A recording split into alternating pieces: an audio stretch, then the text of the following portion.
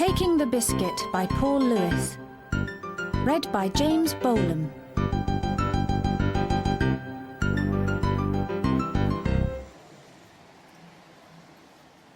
I was freezing. My legs had turned to jelly, and my arms felt like they'd been stretched to twice their normal length. Even though I could not wait to get home, I had to concede defeat. Or rather, I had to take a break. The first two cafes I looked into were packed to the roof. It was market day after all. There appeared to be room in the third, and so I went in. Not the most impressive of places, I thought, but if it could provide me with a seat and a half-decent cup of tea, I'd be happy. It was self-service only, and there was a queue at the counter. I put the shopping bags down while I waited, groaning aloud with relief. How on earth could two people eat so much? Or had Marjorie, my wife, amused by the fact that it was I who would be buying the groceries that week, been a little over-eager with the shopping list? Whatever, it was the first and last time I would endure the slings and arrows of Tesco on the busiest day of the week. Next Thursday it would be down to Marjorie again. I'd no doubt she would be over the hip replacement op by then. Standing at the cafe counter, I became convinced I needed not just a hip, but a whole body replacement. A man with hairy arms came over and asked what I wanted. A cup of tea, I told him. Oh, and a Kit Kat, 4 fingers, not 2. A minute later, a cup was banged onto the counter with such force that it wobbled and rattled on its saucer. Beside it was dropped the Kit Kat. £1 5 the man muttered. I fished in my pocket for change. I was still wearing my gloves, but could not be bothered to take them off. Pulling out £2 coins, I handed them over and began to look round for a seat. Unfortunately, the place was a lot busier than I'd first thought. I held the Kit Kat in my left hand and picked up the cup with my right. When the man slapped down the change, I was left with no way of transferring it from the counter to my pocket. My ability to grip more than one item at a time was hampered by my gloves. There was an impatient cough from behind, and I realized I was holding up the queue. I tutted loudly in response. Some people simply have no patience. Ignoring the flurry of angry whispers, I put the cup of tea back on the counter, took off the gloves and pushed them into my coat pocket. I grabbed the change and gripped the teacup again and walked away from the counter. The first part of my mission was accomplished, though I have to admit I was not in the most pleasant of moods by then. The cafe was hot and noisy and absolutely filled with smoke. There appeared to be no hope of finding a seat. Perhaps if I closed my eyes and concentrated hard enough, I could use telepathic suggestion to make someone really want to leave. Then again, probably not. I was left with no choice but to swallow my pride and share a table with a stranger. The most likely candidate was in the farthest corner, a table for 4 occupied by a grandmotherly type. Surely she wouldn't object. I weaved my way around the pushchairs and the coats draped over seats until I was there. "Do you mind if I join you?" I asked the old woman. She looked at me. Her head moved so quickly it could have been a twitch. I took it to mean no, she didn't mind. I sank gratefully into the seat. "Place is absolutely heaving," I offered, trying to be pleasant. The woman, though, was having none of it. She simply slurped at her own tea and stared rather vacantly at the wall behind me. "Never mind," I consoled myself. "You'll be out of here and home soon. And then you can tell Marjorie you will never, ever go shopping again." I suddenly went cold. The shopping! I had been so distracted at the counter that I had left the carrier bags on the floor. Anyone could walk off with them. I lunged out of my seat and zigzagged back across the cafe. Luckily, they were still there. I picked them up and carted them over to my table. The old woman did not even blink at my return. Still, 2 could play at that game. I would make no further attempt at conversation.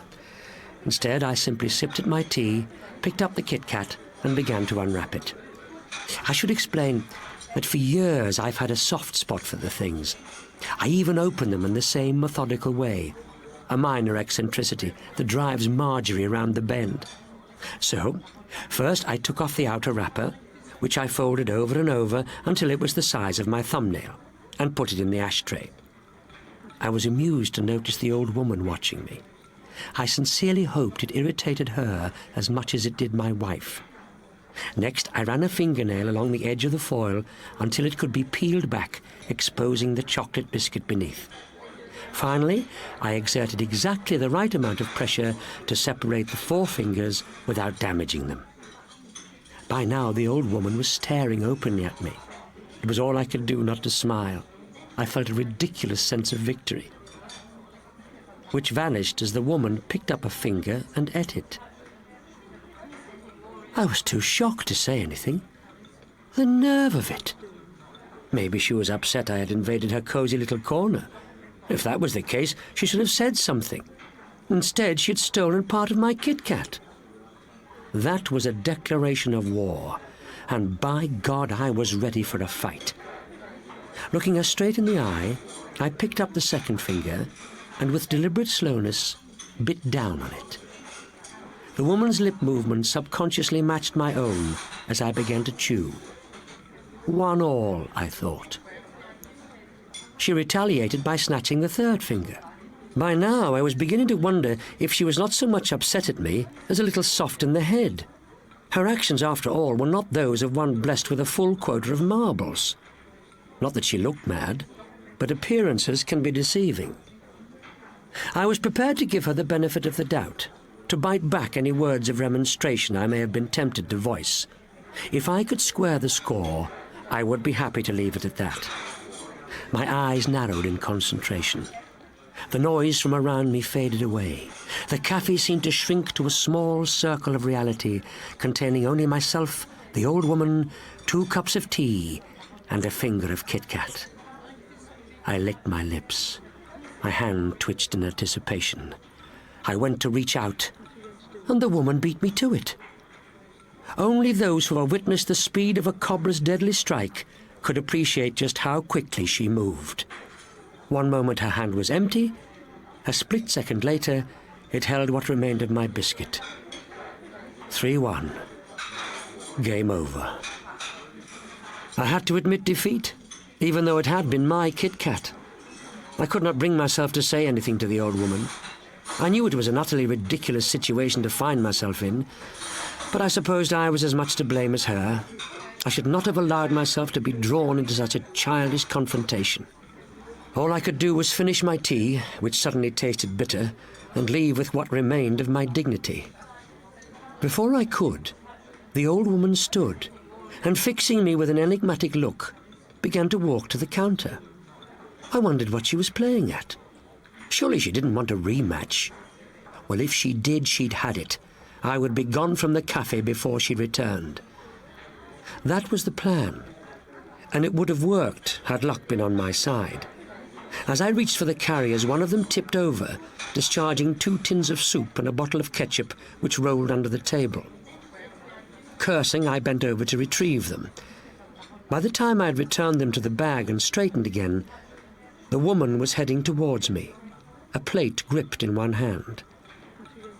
No way, I thought. I'd had enough silly games for one day. Still, I could not resist a quick glance as she sat at the table and placed the plate in front of her.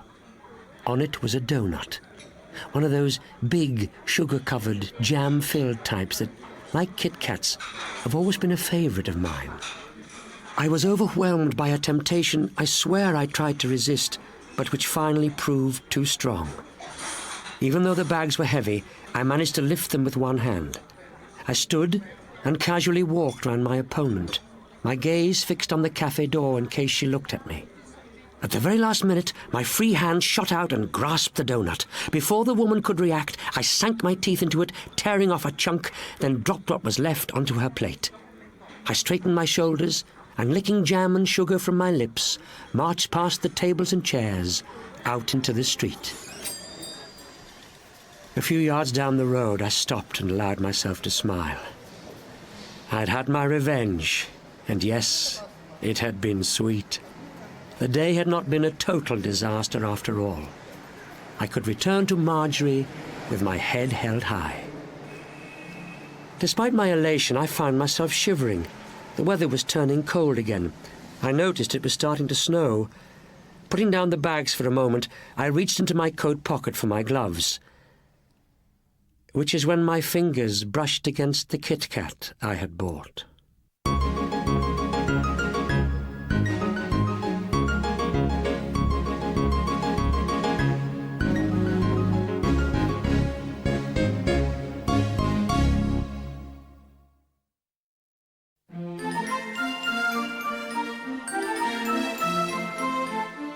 to a Man's Heart by Norma Hawes.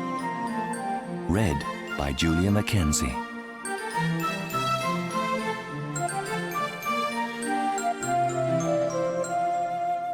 Gina stood half paralyzed by shock at the telephone. There was no recollection of how she had finished the conversation with Jerry Hiller.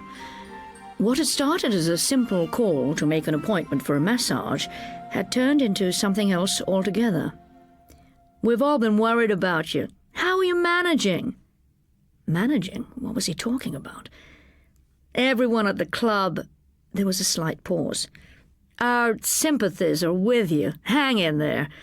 Men are such damn bastards." The fact that Jerry didn't quite fit himself into the male category allowed him to be vituperative. A wave of nausea overwhelmed her. What she'd always dreaded had obviously happened. So far, Bernie had always been discreet, keeping his liaisons outside their life, outside Toronto, in fact. Sometimes Montreal, sometimes Vancouver, but right in his own backyard. This was the final humiliation. At that moment she detested Jerry Hiller, detested his false sympathy. The fact was that Jerry was the worst gossip at the club. It was amazing what people told him when they were slack and comfortable under his soothing hands. How long she sat by the phone, staring into space, she didn't know. She felt mortally ill, unable to move. The phone rang again, Margie's voice at the other end. 2:00, Gina." She didn't answer. "I've got a court for 2, Gina. Is that all right?" The last thing she needed was a game of squash. The very idea of walking into the lobby of the club filled her with nausea. Right then and there she felt like going to bed, diving in and covering herself and hoping she wouldn't wake up. Poor Gina, poor dumb Gina, poor stupid Gina, who was getting a little fat and didn't know how to keep a man. They would look at her walking past, and safe in their own little domestic igloos would feel nothing but sympathy. But much as she didn't care about playing squash, she had to see Margie. Margie would know. Margie would fill her in on who it was. Later, much later, she sat sweating on the locker room bench, feeling drained and empty, but peculiarly focused on the subject she had to broach.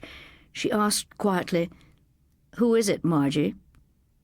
"You were a demon today," Margie said, stripping off her whites and ignoring the question. "Who is it?" she repeated. "Who is what?" "Who is it that Bernie's laying?"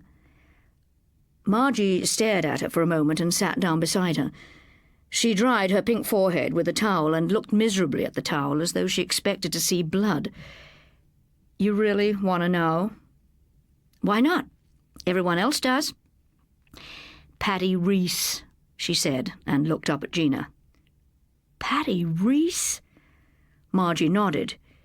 It was rumoured that most of the single men at the club knew Patty intimately, and that she wasn't averse to the married ones either. But Patty Reese was tall, blonde, and gorgeous, at least half a head taller than Bernie, and athletic, which is something you could never say about Bernie. Patty and Bernie? I don't get it. She stared at Margie, looking for an answer. Power! Patty's into men who have power. And Bernie kind of fits into that category. She likes his profile, you might say. Margie wrapped herself in a towel. "Didn't you know about Bernie?" Margie asked, looking pityingly at Gina. "I suppose I did, but it was never on the doorstep before." "You think not?" Margie managed to look embarrassed. "Who else?" "God, I don't know. People like to talk. All I know is rumours, all rumours." Margie touched her arm. "Throw the bastard out." "Then what? Then get on with your life." "Bernie sort of is my life." She stood looking at herself in the long mirror in the locker room. What she saw was still reasonable looking, if a bit overweight, but nothing was irreversible. "Funny," she smiled at Margie. "Things seem to be so great. Bernie had been so loving lately, so appreciative. He's in love with this gourmet cooking course I'm taking. Thought it was cute that I should do this now for him." Later, in the coffee shop, Gina asked, "How did the word get out?" Oh, Patty's been going round telling everyone Bernie's leaving you. She has? Margie nodded. Oh, Jerry probably assumed it had already happened. Patty was a fool. She might not be any judge of character, but Bernie was deep in his gift-giving phase, one that told her he was dealing with a lot of guilt.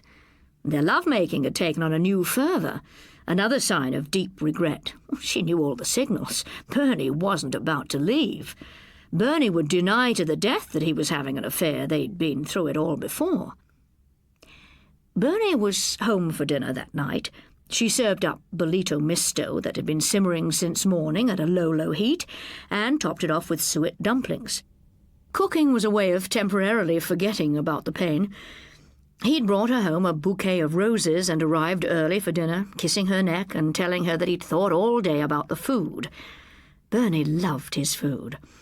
On her bad days, she told herself that she had cooked her way into Bernie's heart.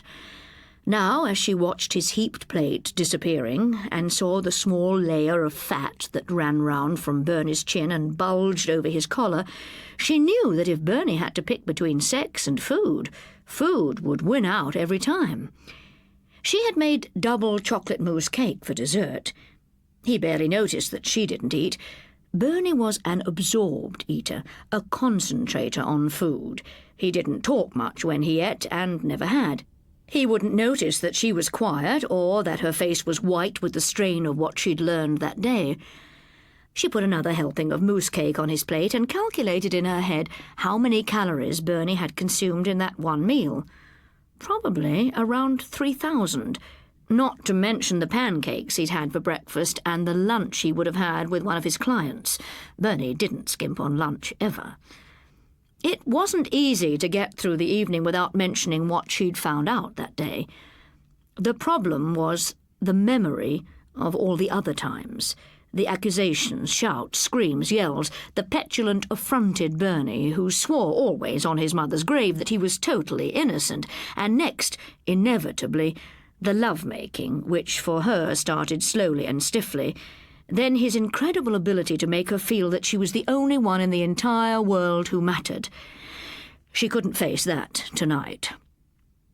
She looked at Bernie's back as he spoke on the telephone. She saw the soft handles of flesh hanging over his pants. She heard him belch as he hung up the phone. He would have to take something for his indigestion later. It was always the same. Bernie simply didn't know when to stop eating. He didn't even seem to be aware that he was putting on weight. How would darling Patty feel about him if he were fat and sluggish? She smiled to herself. For breakfast, she cooked savoury crepes filled with sour cream and brie. Bernie was ecstatic. "Honey, you outdid yourself." He helped himself to the last crepe in the dish. "Aren't you having any?" "I don't seem to have an appetite." "You've been awfully quiet. You feeling okay?" "Fine. A bit tired." "All that squash playing. Take a break. Have a rest today. Stop pushing yourself." She tried to smile, but nausea filled her empty stomach, and for an instant she felt like retching. Bernie's idea of what she would want to do with her life had to do with her lying around all day on the couch and eating chocolates. The more she thought about Bernie and his knowledge of her, the more she came to the realization that her likes and dislikes were completely unknown to him. The things he did for her were things he would like to have done for him. He assumed, somehow, that she was part of him and should cultivate his tastes. "Too bad you can't come home for lunch. I'm trying out the quenelles," she said casually. He frowned. "I have to go to Brampton. Maybe I can have someone to come home." "Sure." She knew by noon his stomach would be growling and there'd be a phone call. She was a little generous in her estimate. The phone rang mid-morning. "Hi, honey. Gonna take a detour and try out those quenelles." She smiled to herself.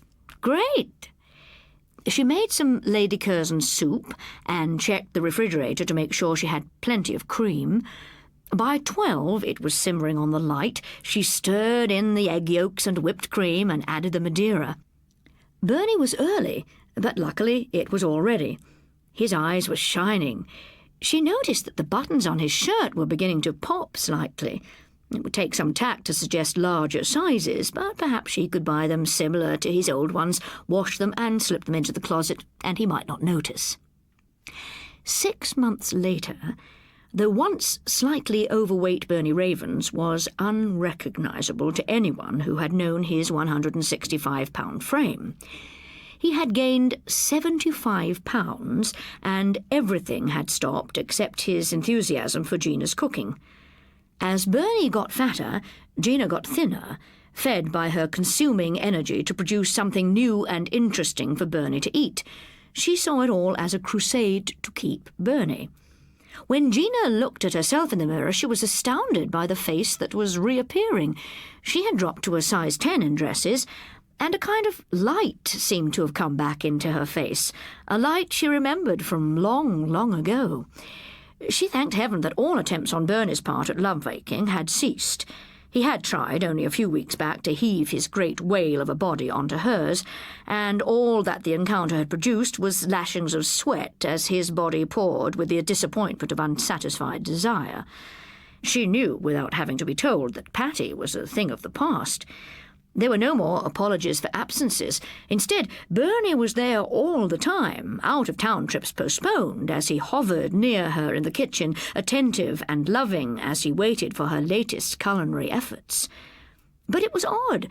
Now that he was there, all hers, she felt nothing for him. It didn't have much to do with his size, but everything to do with his neediness and greed. Oddly enough, in her efforts to get Bernie back, she had inadvertently discovered 2 things: her own talent for cooking and the fact she no longer loved Bernie. A couple of weeks later, on Monday morning, she produced a list for Bernie and set it in front of his breakfast of pecan cinnamon toast and bacon.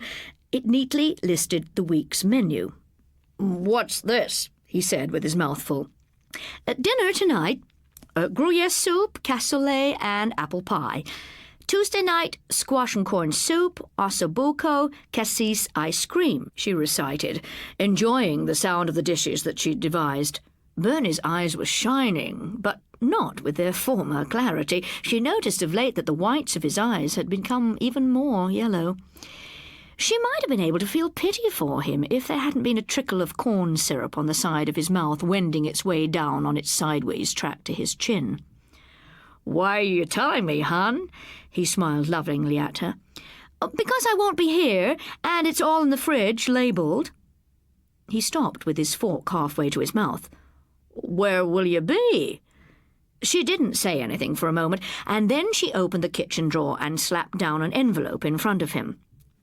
"This time tomorrow, I'll be sliding out of Miami, bound for the Virgin Islands, assistant chef on the Viking Princess Deluxe liner." Bernie's knife fell from his hand. "You're joking. You've been a great tester, Bernie. Thank you." "What about me?" "What about you? You can't go off like this without another thought." "I'm not, Bernie. I thought a week of food in the fridge would get you used to the idea, and then you'd have time to plan your menus and the rest of your life." Instead of putting the letter back in its envelope, she attached it to the refrigerator with one of the little magnetic bananas. She had its contents memorized anyhow, but it made it all official and final for poor Bernie. She congratulated herself for having been more than humane.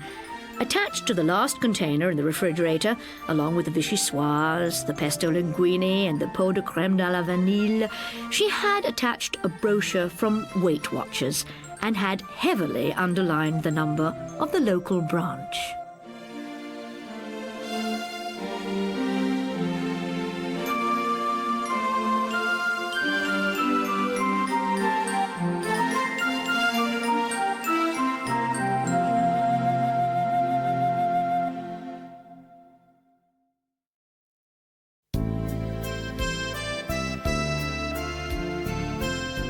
Edward's Problem by Judy Gardner. Read by Hayley Mills.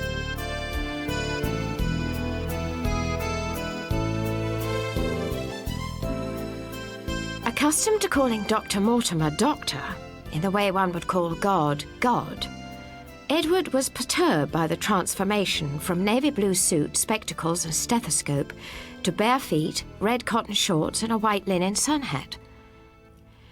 The quiet authoritarian had suddenly become a jovial extrovert with hairy legs who joked with his wife and rolled his laughing children in the warm, pale sand. Apart from the baby, all the children were older than Edward, and they had all spent their previous holidays at the seaside. Only Edward looked at the glittering expanse of sea and the great golden playground of a beach and found it as extraordinary and perturbing as the newly metamorphosed doctor himself. Edward had never been to the seaside before, and was only here now because Doctor had supervised his recent recovery from a serious infection and then suggested to Edward's mother that a holiday would do him good. "I can't get away, Doctor. In any case, I can't afford it." "Don't worry about that, Mother. I'll talk to my wife and see if something can be arranged." While calling Edward's mother Mother, in the same way that she called him Doctor, something was arranged. And the something was that Edward, thin, pale, and 6 years old, should join Doctor and his family on their annual holiday in Normandy. It had filled Edward's mother with the deepest misgiving that he should travel by plane to another country, and her voice had been no more than a creaking whisper when she answered the phone call from Doctor to say that they had all arrived safely and that young Edward was in the pink of condition. She tried to thank him, again because he was so kind, and because this was a kindness in no way promoted by the Department of Health and Social Security. But he brushed her gratitude aside with a laughing nonchalance that disconcerted her. For she was unable to see the doctor transfigured by holiday T-shirt, with a phone in one hand and a glass of duty-free in the other, while his family rampaged happily around. The other children, and there were 5 of them, not counting the baby, were very nice to Edward whenever they encountered him, but he tended to escape their notice as they rushed around the house staking claims on beds and spilling the contents of suitcases and rucksacks.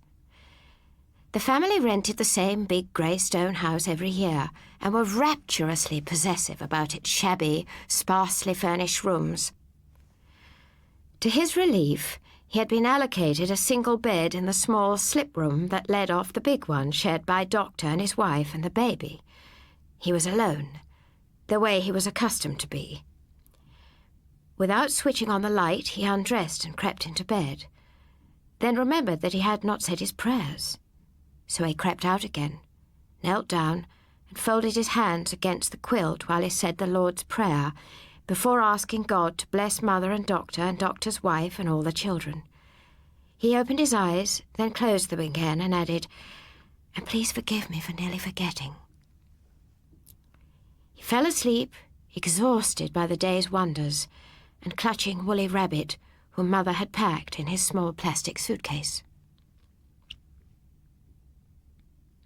And next morning, after a late breakfast, they were all on the beach. Edward's mother had rifled her savings, and in addition to the suitcase, had bought her son a new pair of trousers and a shirt, new vests and underpants, and a sponge bag which contained a toothbrush and a face flannel, as well as a tablet of soap and a small tube of toothpaste. She had washed his hairbrush and comb, shampooed old Woolly Rabbit, and darned a hole in one of his ears. And then, as a final acknowledgement that Edward was indeed going to the seaside, had hurried back to the big store and bought him a pair of swimming trunks. They were dark maroon and rather scratchy. He sat on the beach in his new trousers and shirt, astounded by it all, by the sea and the sand and the clean, brilliant light pouring down on people, running, jumping, strolling, chatting, laughing. Others lay outstretched and motionless and glistening like sausages in the process of being grilled. One of Doctor's sons hurled himself upon his father and in an excess of puppy high spirits tried to lug him to the ground. Laughing, Doctor seized him and held him aloft and then swung him down, kicking and shrieking into the warm, soft sand. He He began to bury him, heaping the stuff over him, while the boy yelled for help, and Edward watched in silent fascination.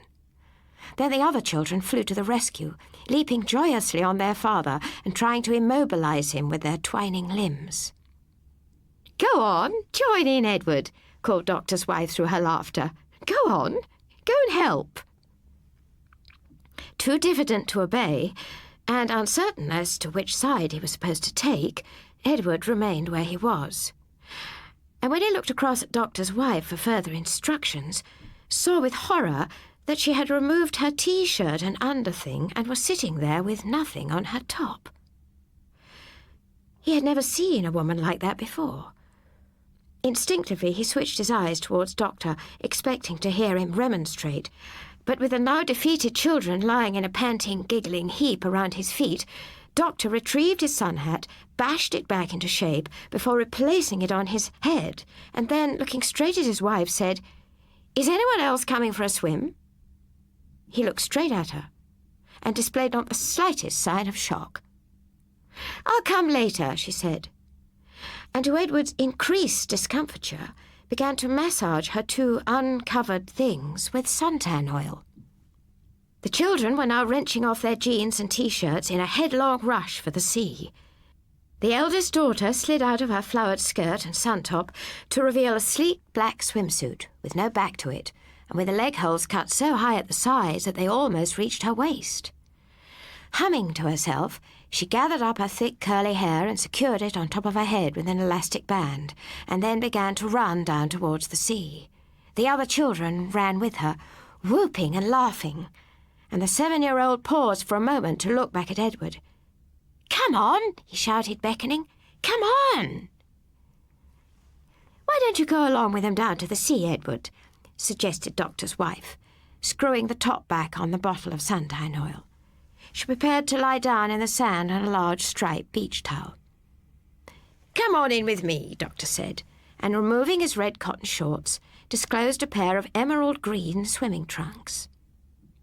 It had never occurred to Edward that Doctor might have a navel, and he found it upsetting.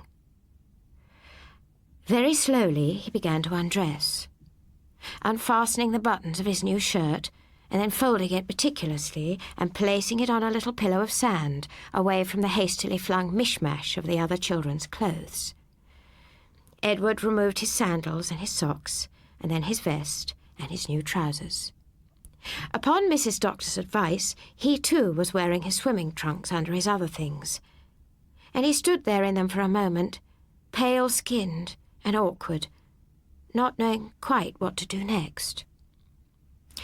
Doctor took his hand, and threading their way through all the other family groups, many of the women in the same brazen state as Doctor's wife, they reached the edge of the sea, where the sand was hard and wet, and tiny white-edged wavelets tickled at their feet.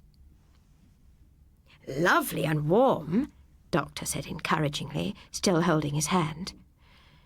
To Edward, it felt dreadfully cold.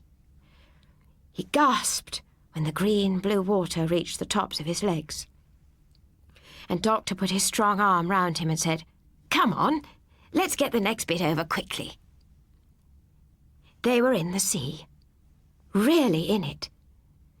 And Edward discovered that if he gave a little jump, he landed slowly, rather like a balloon gently touching ground. The effect of this began to please him, and after several repeated jumps, he began to feel much warmer, and a little more in control of this strange new world in which he found himself. Doctor grinned at him, wet-faced. Then, secure in the knowledge that Edward would make no attempt to go out of his depth, executed a porpoise dive and swam vigorously away. Everything here was brightly patterned, brilliantly coloured. The flowery beach umbrellas, the flaunting holiday play clothes, the striped canvas windshields, all of them given further emphasis by the clean, radiant light of the sun. There was very little colour at home. His mother preferred meek, serviceable shades that didn't attract attention, and the sun had a job to find its way into their terrace house that faced north. Edward resumed his rising and falling, and each time he submerged the tops of his shoulders, he spread his arms and allowed them to float on the water. Perhaps people would think he was swimming. He remained there for a long while, detached and fairly happy, while the multicoloured holiday world swept and splashed all around him. Then his dreaming eyes focused on the streaming figure of Doctor, who was standing in front of him with his hands on his hips. "Okay, Edward. Not cold?" Edward shook his head in answer and made little lapping movements in the water with his pale arms. "All the same, I think it's time to come out now. The others are all going over to the store to buy some crepe for lunch. They're sort of pancake things. Why don't you get changed and go along with them?" Obediently, Edward followed him, and was surprised that it now felt colder out of the sea than in it. He fought the temptation to run back and let the water re-envelop him like a warm bed cover. His teeth began to chatter. "Come on, I'll race you," cried Doctor, and they began to run towards the family. The other children had already discarded their wet swimsuits except for the eldest girl, who, Edward saw worriedly, had pulled down the top of her black costume and was thus in the same state of undress as her mother. She too had got things, only not as big. "Edward, you look cold," said Doctor's wife. "Get dried quickly and put some clothes on." He picked up his towel and began to rub his arms and shoulders. The sand was sticking to his legs and feet, so he tried to brush it off, then paused to watch two of Doctor's sons lazily playing with a beach ball. He began rubbing his arms and shoulders again. "Hurry up, Edward," encouraged Doctor's wife. She was now sitting cross-legged, and her two things had turned glistening pink in the sun. He started on his chest. He rubbed down to his waist. Conscious that the dry part of him was now deliciously warm, and the wet part beneath his swimming trunks clammily cold. His teeth chattered convulsively. Doctor now lay sprawled by the side of his wife, and one of the smaller children, a girl, but she hadn't got things, knelt down beside him and began idly filling his navel with sand. A period of torpor seemed to have fallen. People moved slowly, as if drunk with sun and salt air. But it became increasingly apparent to Edward that those who weren't lying down with their eyes shut were watching him. Watching and waiting for him to remove his swimming trunks so that they would be able to look at his part. It had no other name. "Don't forget to wash that part," his mother always said as she straightened up from washing his back in the bath. His face, neck and ears would already be glisteningly clean, and from the way her expression seemed to tighten as the flannel flicked straight from his middle to his knees, he had known from earliest days that the part was of greater significance than the rest of him. He still didn't know why, but just accepted the fact for what it was. "Want any help, Edward?" Doctor's wife changed her position, stretching out her legs and leaning on one elbow. Her things slipped sideways a little. Edward managed a constrained smile and shook his head. Holding the towel tight against his waist, he began to ease his trunks off from behind it. His belly and buttocks were wet and cold and felt as if they didn't belong to him. He tried to rub them with the towel while continuing to use it as a shield. "Hurry up, then," Doctor's wife said gently. They were all waiting for him, lounging in the sand in dry shorts and T-shirts, while Edward continued his lonely struggles with propriety. He had now worked his trunks down almost to his knees. Squirming, but without exposing himself, he had managed to dry most of his lower half, which felt gritty with sand, but a little warmer. He flicked a glance at the girl who'd been filling Doctor's navel with sand. She'd now piled the sand in a neat little cone shape and was about to stick a seagull's feather in the top. The eldest girl was slowly tossing a small white shell from one hand to the other, her small things tilted towards the sun like ripening fruit. Edward had never seen things until today, certainly not his mother's. She only had an indeterminate bulge beneath her jumper or beneath the brown dress that went with her mac and brown headscarf when they went to chapel. His dry clothes, neatly folded, were still on the pillow of sand where he'd left them. Aware now that doctors' sons didn't include vests and underpants in their beach attire, he toyed briefly with the idea of dispensing with his own. But the idea of wearing his trousers and shirt next to his skin was too unorthodox for him to seriously contemplate, and a sudden spasm of misery shook him. He had tried hard, but he didn't like it here. It was too big, too bright, and all of it much too intrusively close. The hairy chests, the navels, the pairs of things, all of them strange and frightening, and then with terrible abruptness bringing back the memory of that hot summer night when his mother's cry of, "Don't! Don't! You know I can't stand that part!" had snatched him from sleep, and he'd heard the frantically creaking bed, and then seen his father's moon-shadowed figure creeping from the room, pyjama trousers bunched in one hand, while his mother lay sobbing. "I love you," his father had said, standing in the doorway. "I just love you, that's all." And in the morning he wasn't there. Edward had never seen him again.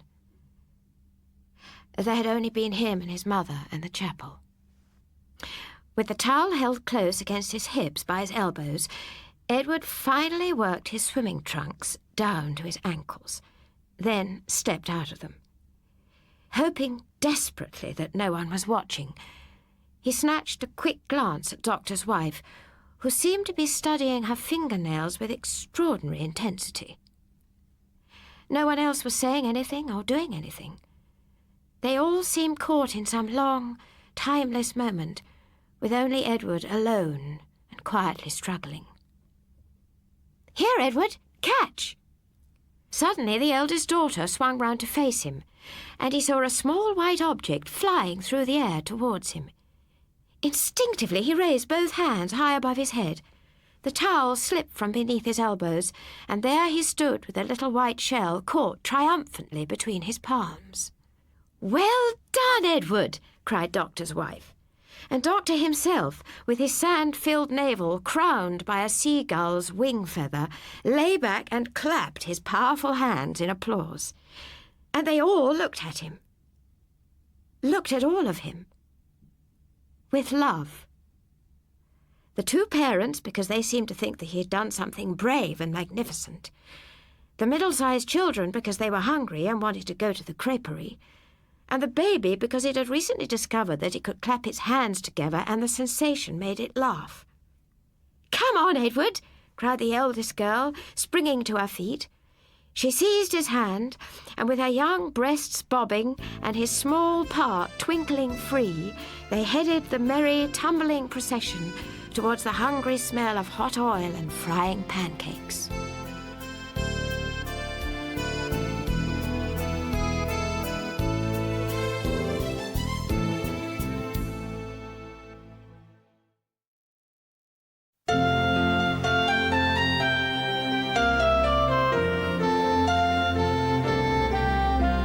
Wish You Were Here by Paul Lewis.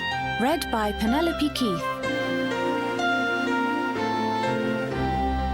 As she bumped and bounced down the high street, Josie Simmons wished for the 100th time that she could somehow manage a holiday. Being pushed to the village by a woman 10 years her senior was not Josie's idea of fun, and it certainly couldn't match a fortnight in Mallorca, or a wet weekend in Torquay, come to that. Josie had always been obsessed with travel. The trips did not stop with the death of her husband in a car crash. A generous insurance payment allowed her to nip overseas as often as she liked. Neither did the birth of her children slow her down. She simply left them at home with her sister. They'd only get in the way. Her wheelchair hit a particularly vicious pothole. Josie cursed. "Sorry, dearie," said Mrs. Evans from behind her. "Wasn't looking." Typical. She had been ordered into the wheelchair because her bones were so frail. Now they were at risk of being shaken to pieces by an elderly woman who had not spotted a hole in the road roughly the size of the Grand Canyon. Josie knew she should have rung for a taxi. What had she done to deserve this? Life had been fine until she reached the age of 50, and then everything started to go wrong. Her weak bones she could have lived with. Then along came the stroke, which finished her holidays once and for all. On the advice of her consultant, she moved to a bungalow on the coast. The sea air, she was told, and the easing of strain by not having to climb stairs would do wonders. Her condition worsened. Soon she was virtually confined to a wheelchair, able to walk only with the aid of 2 sticks, and then not without a great deal of pain. Her children paid her scant attention once the initial scare of the stroke was over. They visited infrequently. Her daughter telephoned once a week, and her son, successful as he was, put in the odd call whenever his busy schedule would allow. Forced to spend time on her own, Josie grew increasingly bitter by the day. Bitter when she thought about her children. Bitter when she thought about those useless bloody doctors. Bitter especially when she thought about how her life had wasted away. Holidays? Being pushed down the road to the village centre by Mrs. Evans next door was about as much as she was likely to get these days. Her obsession with postcards had started 3 years ago, with a call from her daughter, Carol.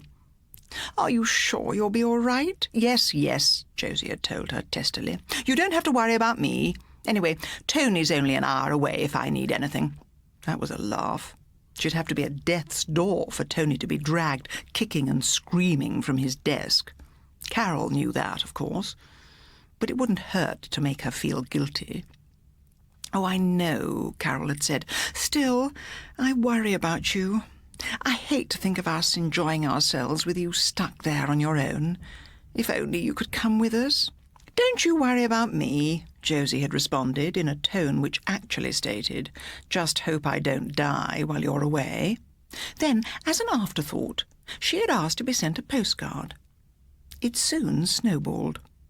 Tony would send one during each of his regular business trips abroad. If any of Josie's family and friends failed to take the hint, she badgered and pestered until they did. It was as if, now she could no longer enjoy foreign places in person, the postcards were the next best thing. Even Tony's partners sent them. Within 3 years, she had amassed a collection she was convinced would get her into the Guinness Book of Records. At first, these filled photograph albums. Then scrapbook after scrapbook. By the end of that 3rd year, Josie began piling them into boxes. She began a system of cataloguing those locales she had a pictorial record of, and those she did not. If she found out someone was going to, say, Jamaica, then she would make sure she had a promise to write before they left. If this meant ringing them 3 times a week, often late at night or first thing in the morning, so be it. Josie was not in the least worried. "It's gone beyond a bloody joke," she'd heard Tony mutter to Carol during their last Christmas get-together at his London home. Presumably he'd thought his mother was sleeping. "I mean, it was fine at the start, but it's getting downright embarrassing now." "Come on, Tony," Carol had protested. "She's old and she's ill, and she's hardly putting anyone out just by asking for a postcard." "Isn't she? You know Mike, our sales manager for France. He came back home early because he was hurt in a crash, and she rang him to moan he hadn't sent her a card like he'd promised." "Yes, well," Carol had murmured, "try to be a little forgiving, Tony. It won't be a problem for much longer." According to the consultant, Josie had a life expectancy of no more than 5 years. Her stroke and subsequent confinement had led to a general worsening of her condition. According to Josie, that was a load of bull. She was planning to stick around a lot longer than half a measly decade. The wheelchair hit another deep mine, and Josie wondered if perhaps she was being a little optimistic. Never mind. At least the weather was fine, which meant she got to leave the bungalow for an hour or two. Better still, it was June, traditionally the time she prepared for summer with a barrage of phone calls to find out who was going where. Mr. and Mrs. Evans, her immediate neighbours, had booked for Thailand. Thailand. This was an opportunity she was not going to let past. The Far East, about the only place left unrepresented in her catalogue. She could picture the postcard. A big bronze statue perched on top of a temple, set against a dazzling sunset. It would take pride of place on the mantelpiece, next to the urn containing her late husband's ashes. Now, are you absolutely positive you don't mind? Mind? What? Perhaps distracting Mrs. Evans was not the best idea, but being sure about the postcard far outweighed the risk of being steered into a lamp-post. "You're sure it's not too much trouble? The postcard?" "Not at all, not at all," Mrs. Evans, a doddery, half-senile woman in her late 60s, promised. "Now, you just sit back and relax." If only, Josie thought. She closed her eyes, resigned to her fate, as the chair's offside wheel crunched over a broken bottle. If only. Somehow she was still in one piece when she eventually got home, albeit with slightly frazzled nerves. Josie was determined to spend the rest of the afternoon relaxing, daydreaming of a holiday on some distant sun-kissed shore. She paid little attention to the ambulance which passed her living-room window. It was only when she heard the vehicle stop, followed by the slamming of doors, that she began to wonder if something was going on. So little happened in the village, even the smallest of dramas was worth witnessing. That was her philosophy. She peered out of the window, saw 2 ambulancemen carrying a stretcher from the Evans house. There was Mr. Evans walking alongside them, shaking his head and... was he crying? The stretcher was eased inside the vehicle, and Mr. Evans climbed in with it. Then the ambulance moved slowly away. Josie shook her head. What on earth was going on? Who was that on the stretcher? It couldn't possibly have been Mrs. Evans. She'd looked fine when Josie had asked her to wheel her into the village to pick up some groceries. Maybe the bags had been a little heavy, but Mrs. Evans had not once complained. Josie tried telephoning her neighbour's house, but there was nobody there to answer the call. It was late in the night when Mr. Evans rang her, voice tight with grief, to break the news. "It's Dorothy," he said. That is, her heart." He broke off, crying. Josie knew her friend was dead. The dreadful enormity of the implications struck her like a hammer. She felt her throat tightening as an awful sense of loss began to build within her. "Does that mean," she said, "you won't be going to Thailand now?" And she was surprised and hurt when Mr. Evans slammed down the phone. Ah, well, they were church people after all. Church people, as in odd people, Josie tutted. She didn't believe in God. If he existed, then he'd have a lot of explaining to do to Mrs. Evans, who had certainly believed in him. It was several weeks before Mr. Evans spoke to her again. Even then he was subdued, almost cool. Josie assumed it was because he was still not yet over the death of his wife. She wanted to do something to help him get through the worst of his grief. But what? Stuck in her stupid wheelchair, trapped in the bungalow, what on earth could she do for Mr. Evans that he could not do for himself? She realized there was one thing. Talk to him. Give him some good, old-fashioned, common-sense advice. So she invited him around to tea, spent a lot of time preparing for it, and dressed in her best clothes. Mr. Evans seemed nervous at first, almost reluctant to talk, but before long, and with the aid of a few stiff gin and tonics, he was pouring his heart out. "There, there," Josie comforted, patting his knee. "If you ask me, you need something to take your mind off all this." Mr. Evans remained silent as she explained her idea, and was in a strangely offish mood when he left shortly after. But he must have realised the advice was sound, because within a week he was on his way to Thailand. The poor man needed a change of scenery, and the chance to meet new people. How else was he to try and forget his dear old wife? It was no good sitting around the house moping all day. Josie felt a warm sense of satisfaction.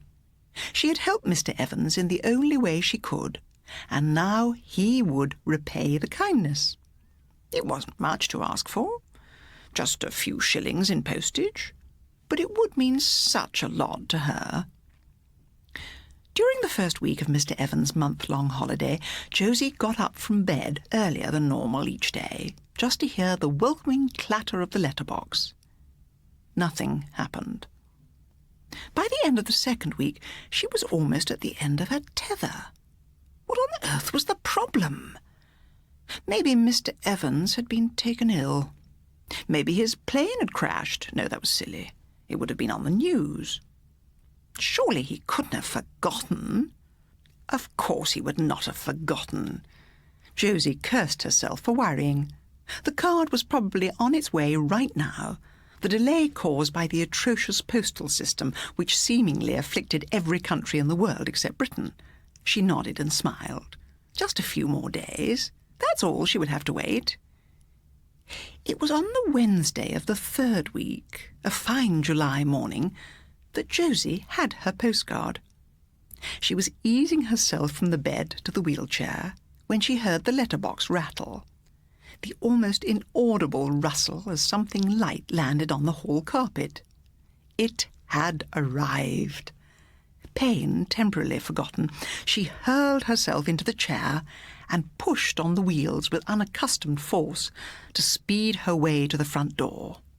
There it was. She leant over and snatched up the card. Dropping it onto her lap, she reversed into the living room and hunted for her handbag. She found it and pulled out her reading glasses. Then she looked at the postcard. The picture on the front did not look like Thailand. At first, Josie thought it was some kind of arty shot of a blazing sunset. Then she realised it was no sunset. It was an inferno. Flames seemed to lick at her as if the postcard she held had suddenly turned into a window to another world. She could almost smell the smoke, and her eyes, for some reason, began to water. In the picture, the flames were parting. A figure began to take shape. Initially, she thought it was simply a man. Only there were horns on its head, and its eyes, staring straight into hers, glowed an angry red. As it came closer, its mouth opened hungrily to reveal rows of sharp teeth. A tongue, forked like a serpent's, flicked out at her. Josie gasped and flicked the postcard over. There was writing on the other side. "Be seeing you very soon."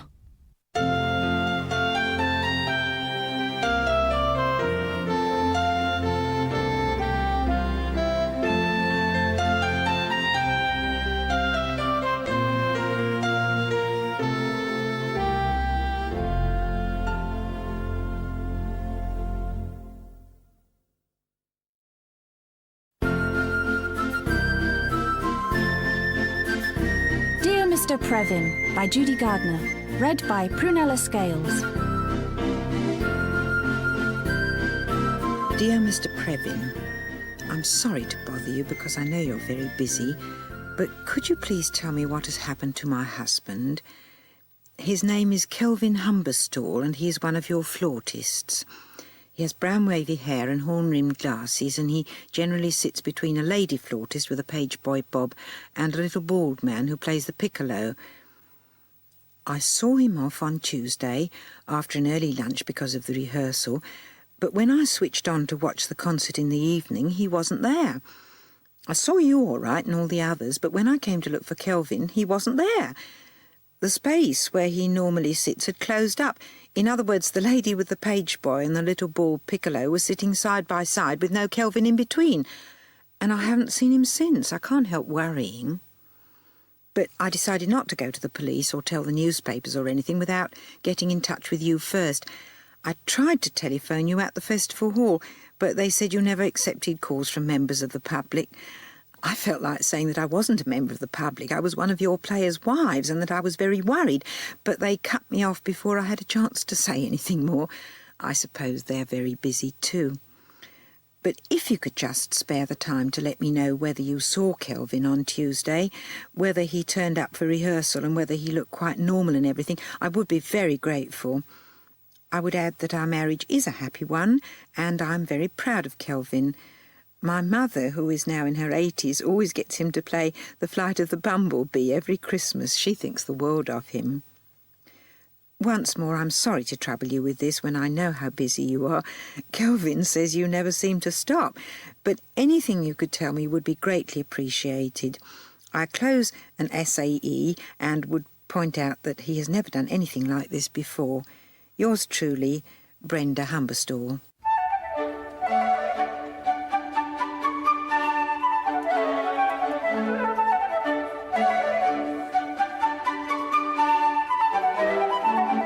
Dear Mr. Previn, you could have knocked me down with a feather when I got your letter.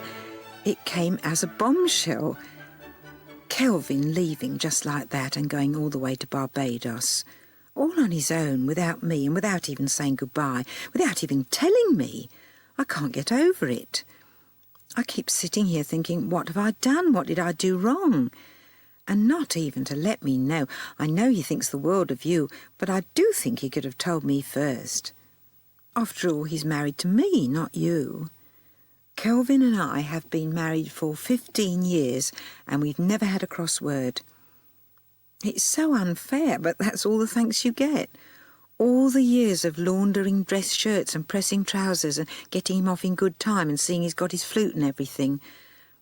I've never gone along with the modern idea of men having to do everything for themselves when they come home, cold and tired after working hard. But there you are. That's all the thanks you get. I feel so hurt and angry and bewildered. All the same, thank you for letting me know and for being so kind in your letter. I know how busy you are. Yours sincerely, Brenda Humberstall.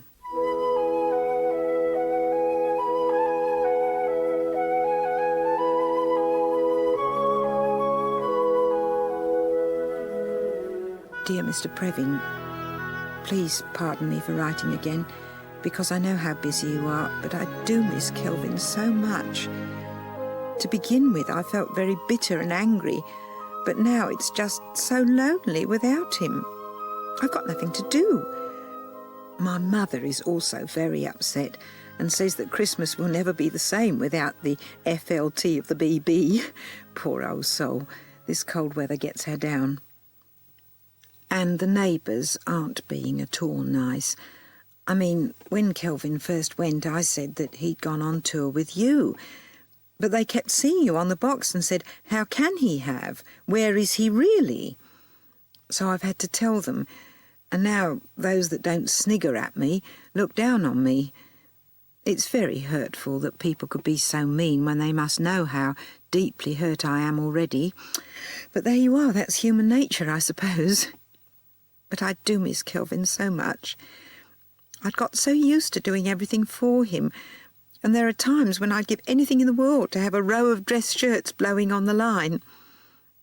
I always polished his evening shoes with furniture cream because it gives a much deeper shine, and also it feeds the leather, And I always packed his bag very carefully so that nothing got creased, and there was always a nicely folded clean hanky on top. All this used to take up a lot of time, but I enjoyed it because it made me feel a part of his life, part of the orchestra too, in a way. But now there's nothing. I don't know what to do. I joined a flower arranging class, but gave it up because the others weren't very nice to me. And anyway, there's no one to arrange flowers for now. Please forgive me for taking up your time, Mr. Previn, but I just felt that if I didn't write to you, I'd go mad with everything so pent up. I know you are very busy, and I won't enclose an essay because there's not really anything you can say or do. I've just got to soldier on. But thank you for listening, as it were. Yours sincerely, Brenda Humberstall.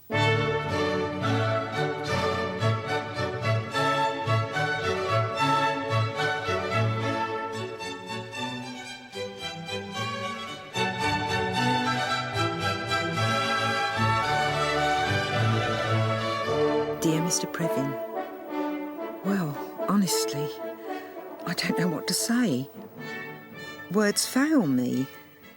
I mean, when Mr. Quadrant stood on the doorstep with his French horn in his hand and said that he was trying to find somewhere to live, I just didn't know where to look.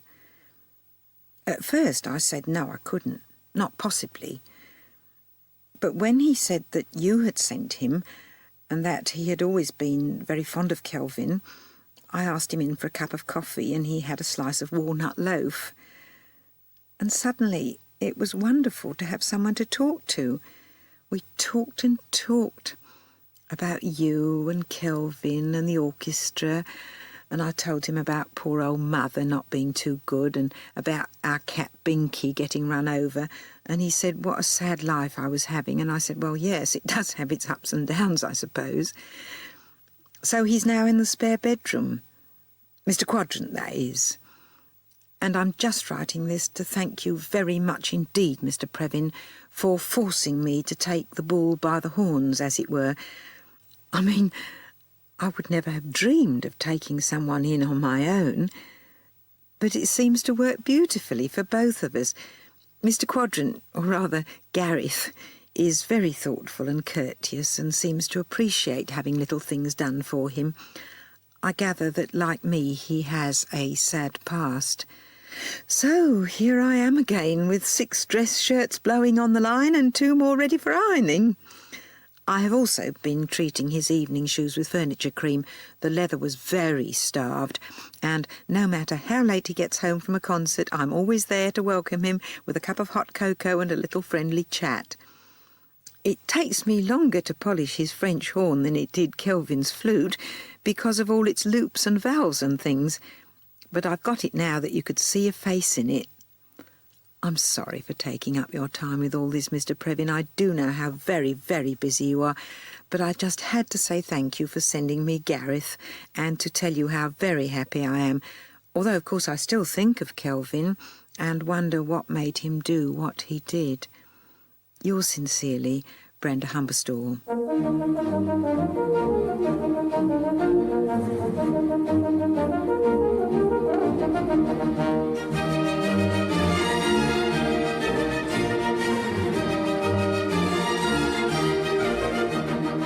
Dear Mr. Previn, I wasn't going to write again because I know how busy you are, but I just had to let you know, in case he hasn't let you know himself, that Kelvin's come back.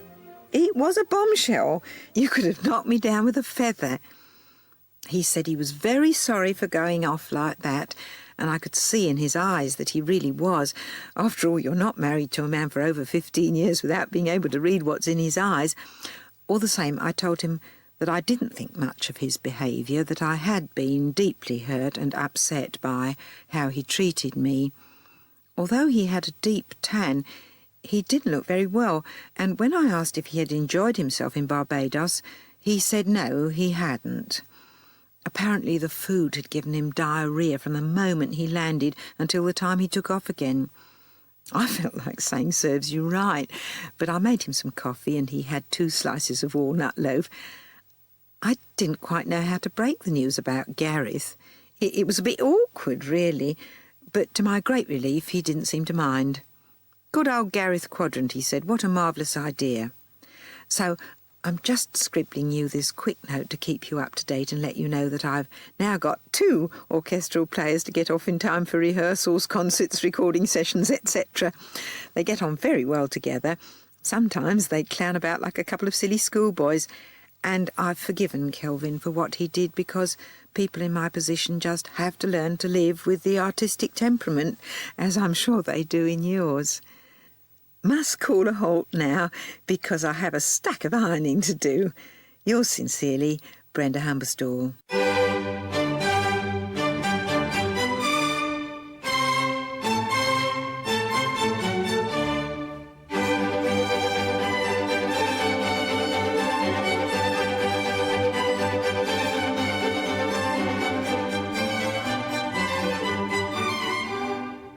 Dear Mr. Previn, this is positively the last time you will hear from me, but I thought it might interest you to know that I've had enough. I can't go on. 16 dress shirts, 24 bow ties and 19 black socks. The 20th has gone down behind the back of the washing machine and I can't reach it. I do nothing but work. Washing, starching, ironing, pressing, and then baking and making cups of coffee and polishing shoes and flutes and French horns. I never get a minute to myself. It's worse than being the mother of 10. Neither Kelvin or Mr. Quadrant take any notice of me except to ask about the next meal. They expect a cooked breakfast every morning and would no more think of making me a cup of coffee than flying to the moon. So this is the finish, Mr. Previn, and nothing you can say or do can possibly change my mind. You will not hear from me again because I'm leaving for London Airport first thing in the morning. I'm not going to Barbados in case I get a bowel infection, but I'm going somewhere where it's warm and quiet and peaceful and where there are no orchestras. Yours truly, Brenda Humberstall. P.S. And I'm taking Mother with me.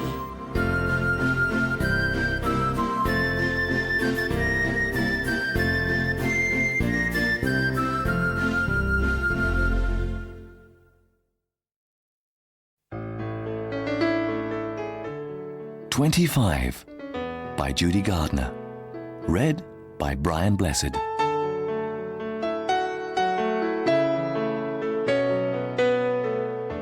The soprano gave a last appalling squawk, collapsed on her knees, and died.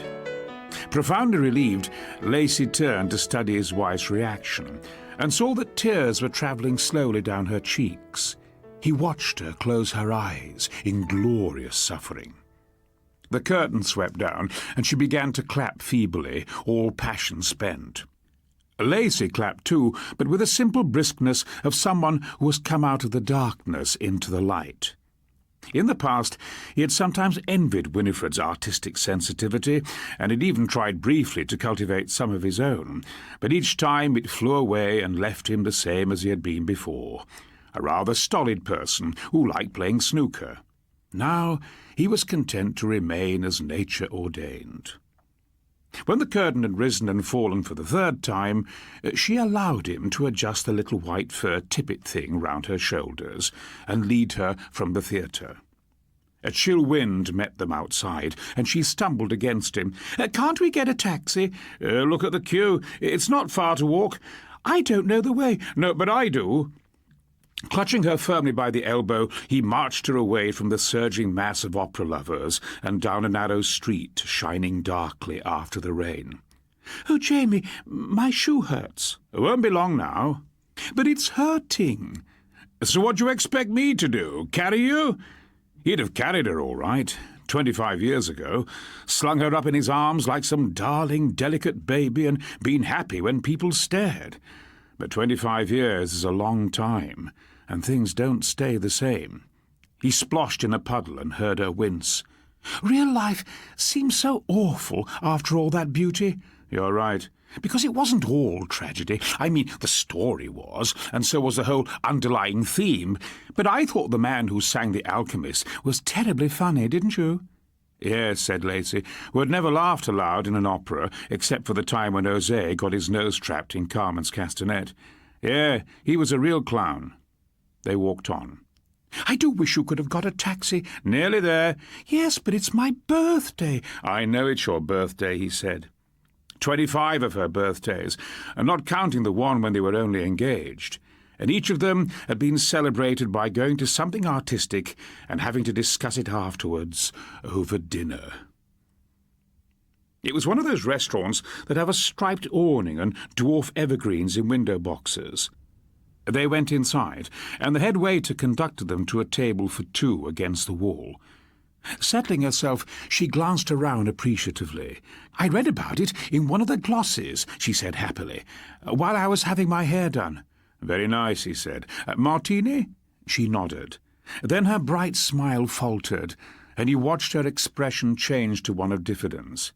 He knew what was coming. As it's my birthday, could I have a Pimm's No. 1? Of course you can, he said. Every year she asked for a Pimm's No. 1, just as later in the meal she always asked if she could have crepe Suzette. She was a great girl for ritual. He ordered the Pimm's and a double Scotch for himself, then sat back and waited. Shoes still hurting, he said at length. No, not now. Not now, I'm sitting down. My mother suffered agonies with bunions. It's not a bunion, she said quickly. Only old people get bunions. The drinks came. Raising his glass, he smiled gallantly and wished her many happy returns. She began to reply, but another waiter had appeared with the menus. They studied them, and she asked for Aylesbury duckling. Duckling? I thought you always had quail. No, I love duckling. Quail's too expensive. Rubbish, have quail.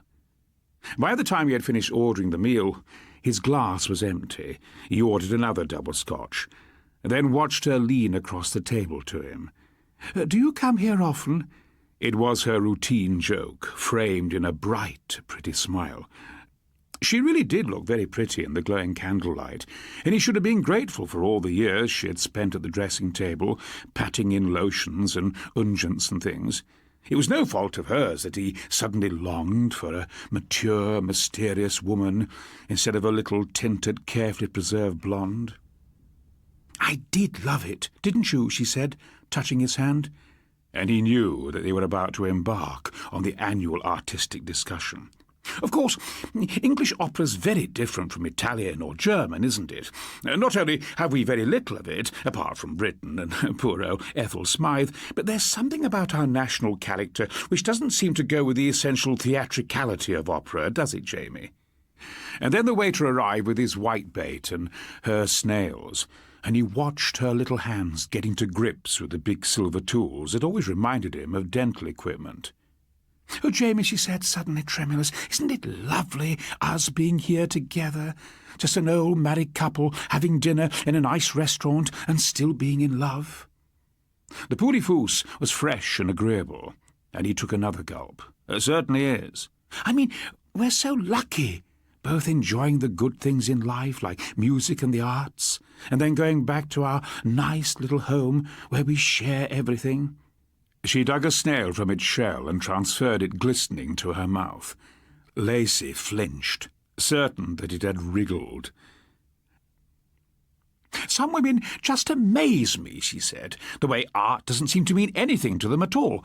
I mean, we all know it's very important to keep yourself looking nice for your husband. I certainly always do my best, but men want something more than that from women, don't they, Jamie? I'm sure most men sometimes feel like plunging really deep into interesting depths. The matchstick bones of her quail lay neatly stripped to one side of her plate. Poor little sods, Lacey thought lugubriously, and refilled his glass before the waiter could do it for him. The burgundy was rich and heavy after the poulet-fousse, and seemed to be affecting his mood likewise. I still enjoy a game of snooker, he said, rousing himself. Funny old boy, she said fondly. You're just a great big schoolboy at heart, aren't you? She twittered on about love and happiness, and suddenly he had to get away. Suddenly it was imperative to get away, somewhere quiet where he could lean against a cool wall and let some of the evening's terrible tedium disperse. Excuse me a moment, he muttered, and shoving back his chair, strode across the restaurant in search of the men's room. Mercifully, it was empty, and he stood with his face pressed against the roller towel, thinking, 25. Next year it'll be 26. He had to get away. Much further away than the men's room. For the first time he saw that what he needed was to strip himself of his marriage, like an insect sloughing off a dead skin. Raising his face, he slowly became aware of the frosted glass window on the opposite wall. With haggard eyes, he calculated its dimensions, and then lurched over to it. To his surprise, it opened easily, and a gust of night air flew in his face. And standing there, it came to him that the whole thing was too simple for words.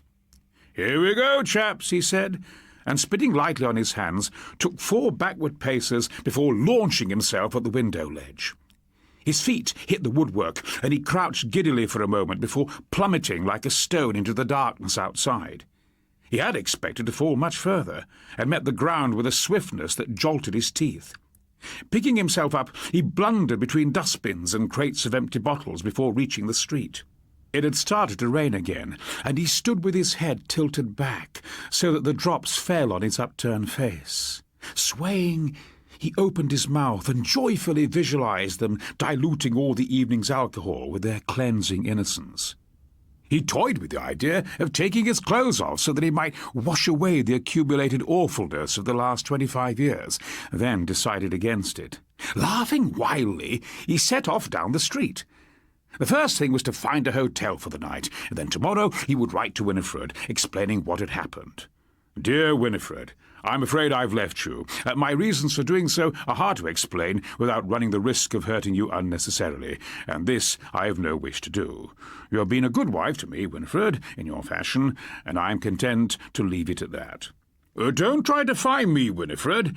I am going where I hope to build a new life for myself. I'm fed up to the teeth with your posturings about art and your silly mooing about love.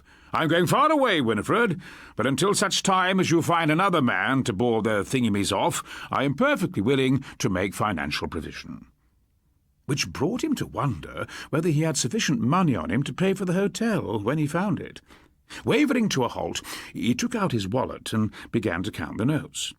There seemed to be an unusually large number of them, so he counted again, breathing heavily. Then he remembered that he had cashed extra money in order to take Winifred out on her birthday. He put his wallet away and walked on, until it occurred to him that he had left Winifred sitting in the restaurant with no means of paying the bill. He stopped again. When he said financial provision, he was, of course, thinking about the common necessities only. But on the other hand, it seemed a bit mean to start the new arrangements before she was even aware that there were to be any. His brain was working slowly, but very clearly, as he turned and walked back the way he had come. His brain was working clearly, but for some reason it chose to ignore any possibility of re-entering the restaurant in the conventional manner. He only knew that having left it by means of the window in the men's room, there was no other course but to return by the same route. Groping among the dustbins, he squinted up the wall and found that during his absence the window had been closed. His heart sank, and all he could think of was Winifred sitting alone at the table with a large bill to pay and only a couple of pounds in her purse. He always saw to it that Winifred never had more than a couple of pounds in her purse. Peering more closely, he found that the window wasn't shut after all. It was merely on the last catch, and to slip his hand inside and release it was simplicity itself. The window was higher from the outside, and he dragged a crate of empty bottles across to stand on. Even so, it was difficult. It took a lot of strength to lever himself up onto his elbows, and he was beginning to feel rather tired. Closing his eyes, he listened to the rain gurgling in the gutters, and then, from a crouching position, half jumped and half fell forward. He landed in darkness, his fall partly broken by a large immovable object that appeared to be made of china. Baffled, he tried to work out why he seemed to be in a large cupboard, and then heard the quick patter of high heels coming towards him. Instinctively he froze. Then the door opened, almost in his face, and the air was torn by a high female scream. "Oh, God! There's a man in there, and he's all wet!" The door slammed to again. Drunkenly, he sank down on the lavatory seat, and tried to work out how he had got in through the wrong window. They dragged him out, and although they seemed frightened of him, they wouldn't let him go. There seemed to be dozens of them. How'd he get in here? Somebody sent for the manager. He was waiting to pinch my bottom. Sex maniac! No, look at him, said another voice. And as she loomed out of the fray, Lacey recognised the woman who had sat at the next table. She had eyes like a lizard and a skin the texture of orange pith. Look at him, she repeated. He's not a maniac. He's just a creep. A creepy, creepy little creep. She shook her head sorrowfully, and suddenly, overcome with impatience of the whole absurd situation, Lacey tried to lunge past her towards the door. She caught him by the front of his shirt, and there was a pop of exploding buttons. He's just old and pathetic, she said, tightening her grip, and Lacey roared as her sharp red fingernails bit through his flesh. He tried to fight back, but was hampered by increasing physical exhaustion and a sense that nothing really mattered, while somewhere in the back of his mind lingered the knowledge learned at his mother's knee that nice men didn't hit women. I can explain. Like hell you can, the woman cried joyously and gave him a hard blow on the ear. Would you mind telling me what you think you're doing with my husband? Said a new voice, new yet oddly familiar. And Lacey opened dazed eyes as the powder-room door swung to behind his wife. Displacing his tormentor with a neat shove of her hip, she went over to him and tucked his shirt back inside the waistband of his trousers. Standing on tiptoe, she smoothed his hair. I made a mistake, he mumbled. Of course you did, she smiled at him reassuringly. And he remembered how she had cried in the opera. He put his arm round her shoulders and leaned his stinging ear against her soft-tinted hair. He was crouching in the loo, waiting to spring, one of the other women said, and I don't think it's right. Beneath Lacey's armpit, Winifred drew herself erect. If my husband happened to be in your lavatory, she said slowly and with emphasis, you can take it from me that he had a watertight reason. And now, if you'll excuse us. They did so, standing back silently while the two Laces, still clamped together, left the room. I'm awfully sorry, Win, he mumbled in the passage outside. I can explain exactly what happened. You'll just have to believe me when I say that I wasn't— No, of course you weren't, she said, because you never are you? He was struck by the odd, brittle quality in her voice. Never what? Oh, shut up, she said, and removing his arm from her shoulder, led the way back to the restaurant. He followed her to the table, which had been swept clear of everything except the salt and pepper and their 2 crumpled napkins. I must pay the bill, he said, looking round. I've already paid it. You've paid it? But that's what I said. Primly, she adjusted her little white fur tippet thing and picked up her handbag. She swept past the head waiter, who bowed. Outside, the rain had dwindled to a slow weeping mist, and Lacey hurried to catch up with her. You better find us a taxi, she said over her shoulder. But I want to know how you paid the bill. A taxi, she repeated. And suddenly, he was too weary to care any more. Like an old, hopeless dog, he crossed the street and slunk off in the direction of Shaftesbury Avenue, where the lights were bright and taxis were plentiful, and where women earn money by doing all manner of strange and terrible things.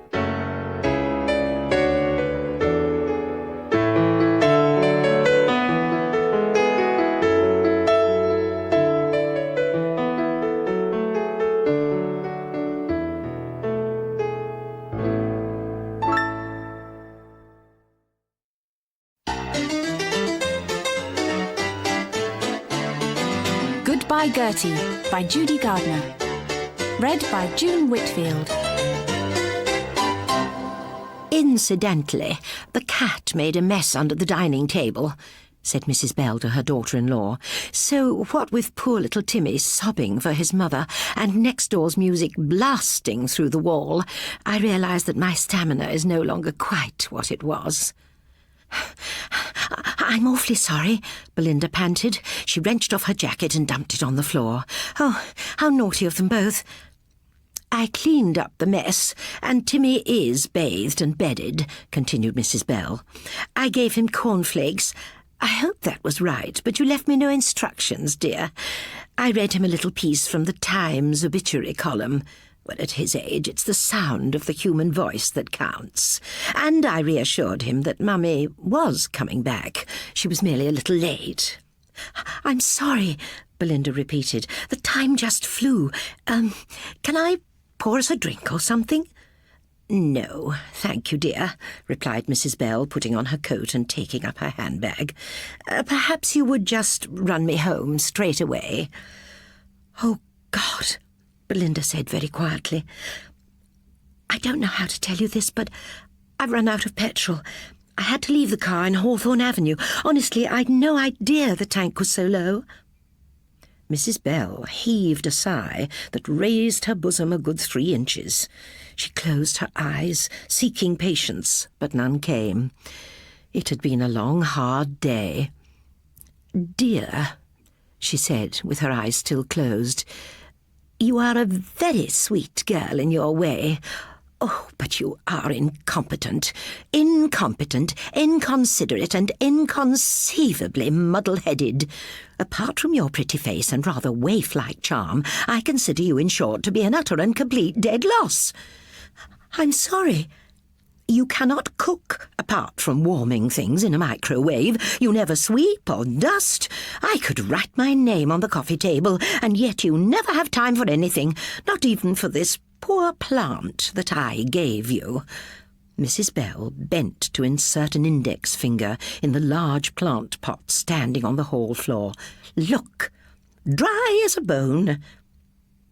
We call her Gertie, Belinda said faintly. I prefer to think of it as a Ficus benjamina. You may remember that I grew it especially for you. I'm sorry, Belinda suddenly bawled. I keep on saying I'm sorry. Whenever we meet, I have to keep saying I'm sorry. I'm sorry. I'm sorry. Sorry for this, sorry for that, like a silly sort of machine. Don't shout, dear. I was merely pointing out that... Well, don't bother. Just bear in mind that your darling son likes microwaved food, that we both adore having dust on our coffee table, and if that's how you feel, you can take a blasted plant home with you. Thank you, said Mrs. Bell. I will be glad to. Perhaps you will kindly open the door. Readjusting her shoulder bag so that it hung from her neck, she gave Belinda a flinty goodbye smile. But you can't, really. I mean, it's too... Belinda fell silent. Just open the door and then close it behind me.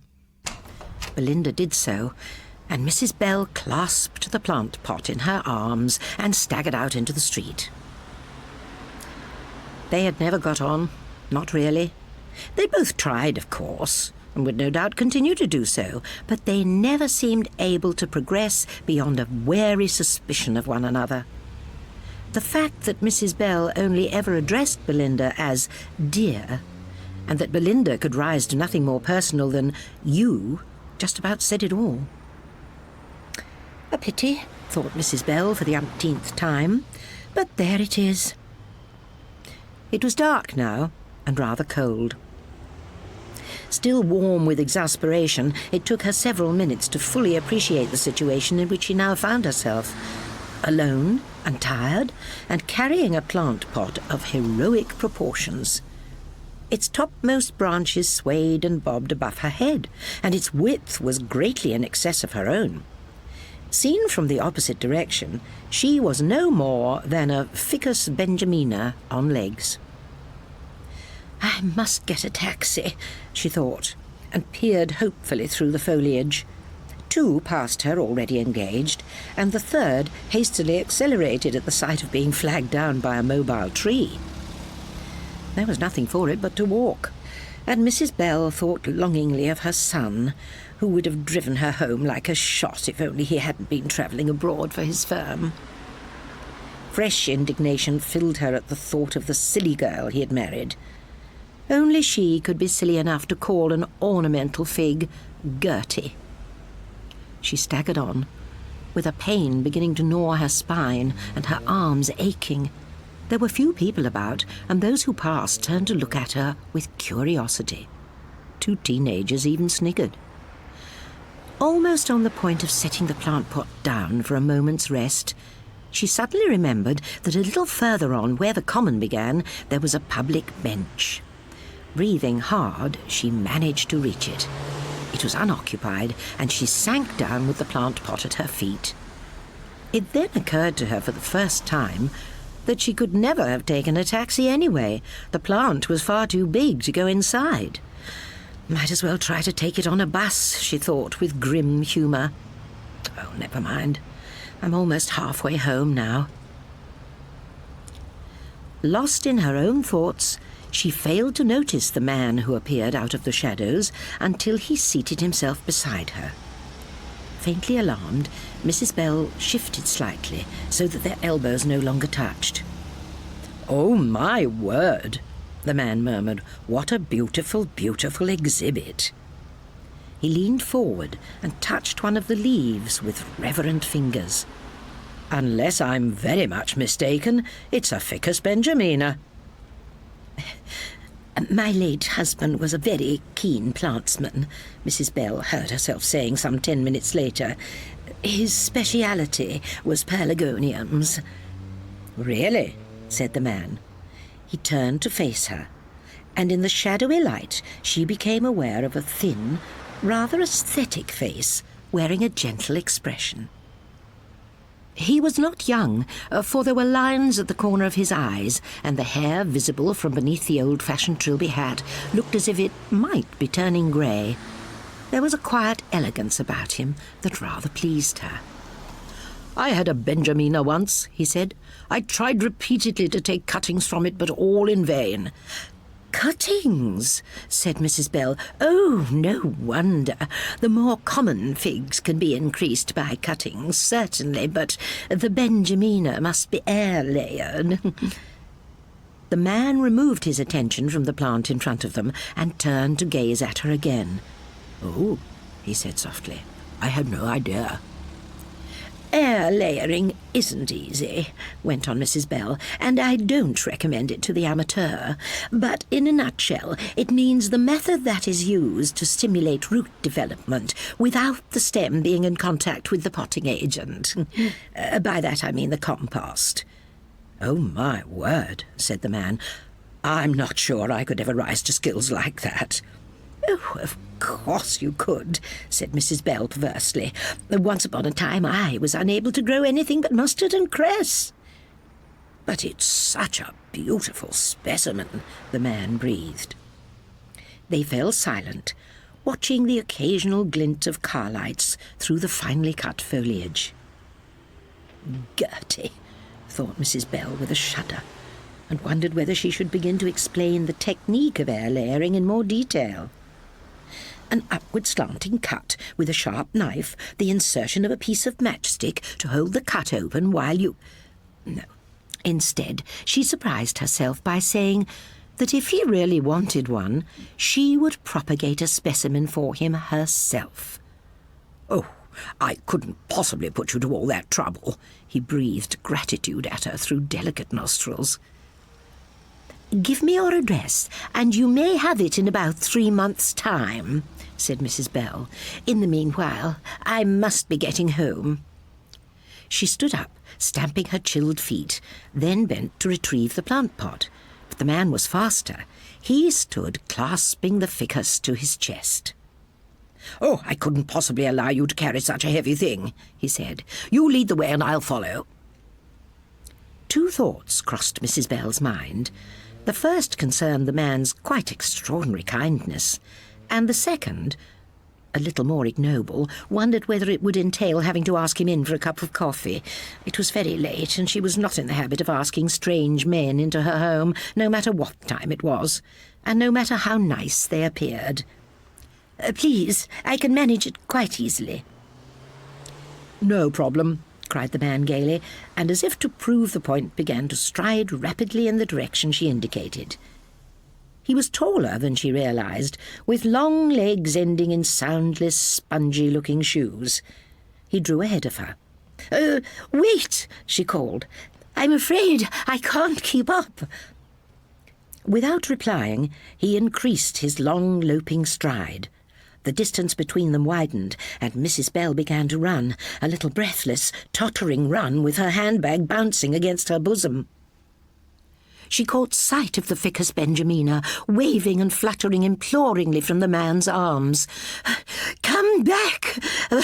Come back!" Her voice echoed eerily in the night-time street. Passers-by seemed to have disappeared, and there was only the silently fleeing figure in the distance. A moment more, and he too had disappeared. Mrs. Bell abandoned the pursuit and turned, weeping, for home. Although the heating was on, she felt cold, so cold. Tiredness clogged her muscles, while shock still fogged her mind. Confusedly she set about warming a bowl of soup, then abandoned it. She felt too sickened to eat or drink. Instead, she immersed herself in a hot bath and then climbed into bed with her electric blanket turned up to number 8. But warm at last, she still couldn't sleep. The endless stupidities of Belinda collided with the cynical perfidy of the man who had chatted her up with the sole intention of stealing the ficus Benjamina. Having to admit in the lonely darkness that you have finally lost all faith in the human race is not pleasant. To be quite honest, even her own son was not always entirely beyond reproach, and so she tossed and sighed until 5:30, when at last she fell into a heavy sleep.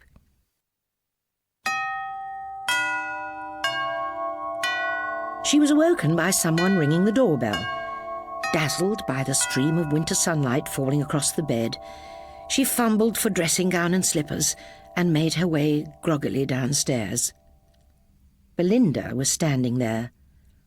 Belinda, smiling her beguiling waif smile. "I'm sorry I was rude to you yesterday," she said, and proffered something wrapped round in a scroll of florist's flowery paper. Peering, Mrs. Bell saw a small plant nestled inside it.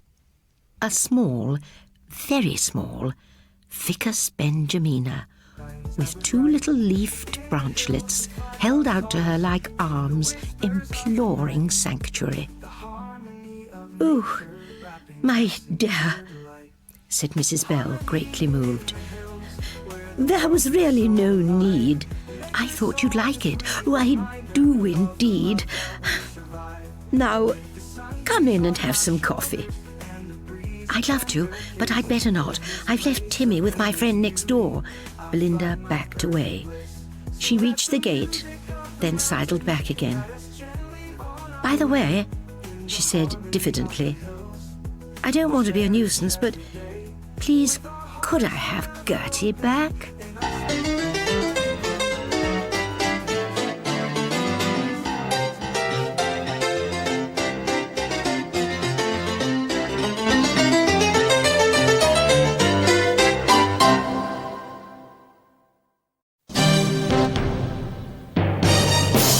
A Likely Story by Charles Caldwell.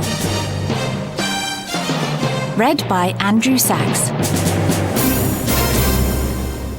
I'm constantly amazed at the brazen effrontery of criminals who appear before this bench and attempt to excuse their gross and flagrant lack of respect for the rule of law by asking us to believe stories that a 5-year-old would deride as incredible. And today we have been asked by you, Mr. Farley, to accept that your presence in your unfortunate victim's dining room at 2 o'clock in the morning was the result of a telephone call from a third party, whom you cannot produce, requesting that you take part in a challenge for a popular television program that doesn't exist. The fact that you have produced this insultingly unlikely tale as evidence of a lack of criminal intent on your part convinces us not of your innocence, but merely that you are foolish as well as felonious. We would normally be disposed to accept arguments from your counsel that a first offence of this kind should be dealt with by a probation order or community service. However, your unrepentant stance, as evidenced by your singularly childish and persistent denials of guilt, convinces us that a custodial sentence is more appropriate in this case. You will go to prison for 12 months. Leslie Ormerod Stacker sat back and looked around the courtroom with that expression on his face which many others in the past had found so infuriating. It at the same time indicated smug satisfaction in a job well done, and challenged any liberal do-gooders to defy his God-given moral right to deliver this particular short, sharp shock to the dejected Farley. The two female magistrates who sat either side of him looked intently at their papers. Mrs. Baggett had suggested that she had found his excuse mildly entertaining in an otherwise dreary procession of wrongdoers, but she was a Liberal Democrat, thought Leslie dismissively, consigning her along with Greens, hippies, and even the Salvation Army to that soft underbelly of society, the insipid and well-meaning who were obstacles to the restoration of decency, order, and discipline. Thankfully, Mrs. Deakin Brown was more impressed by Leslie's arguments, particularly as she was anxious to jump the queue in the waiting list to join the golf club, of which Leslie was the honorary president. The fact that Mr. Baggett's dahlias had beaten Mr. Deakin Brown's to second place in the South Surrey Flower and Produce Show did not, of course, affect her decision to support Leslie Stacker. After a stunned pause, Farley erupted, "But it's the truth, I tell you. They said if I did it, we could win a holiday with the kids in Torremolinos, you miserable Mercifully for his chances of avoiding a further period of incarceration for contempt of court, his description of Leslie Stacker was cut short by the heavy clang as the door to the subterranean cells heralded a trip to somewhere arguably less beguiling than Torremolinos, although the arresting officer was heard to murmur words to the effect that he'd been to Torremolinos and knew where he'd rather be going right now. The food and company were likely to be better in the Nick, not to mention the view, and Spanish telly was terrible, all in ruddy Spanish. Honestly, these crims, they didn't know when they were well off, and at least the wife's sister wouldn't be giving him constant grief about not helping the wife with the kids, and it being her holiday too. Some hours later, Bill Farley was contemplating the cell which he was to call home for the next few months.